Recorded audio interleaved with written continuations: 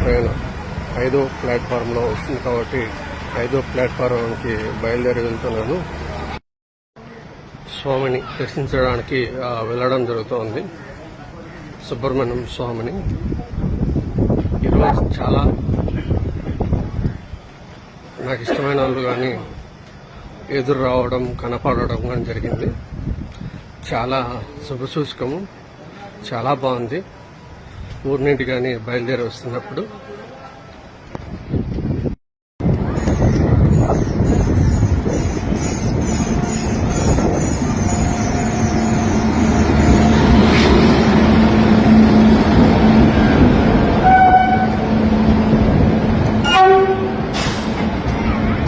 మనం ఈ ట్రైన్ ఎక్కబోతున్నాను నేను.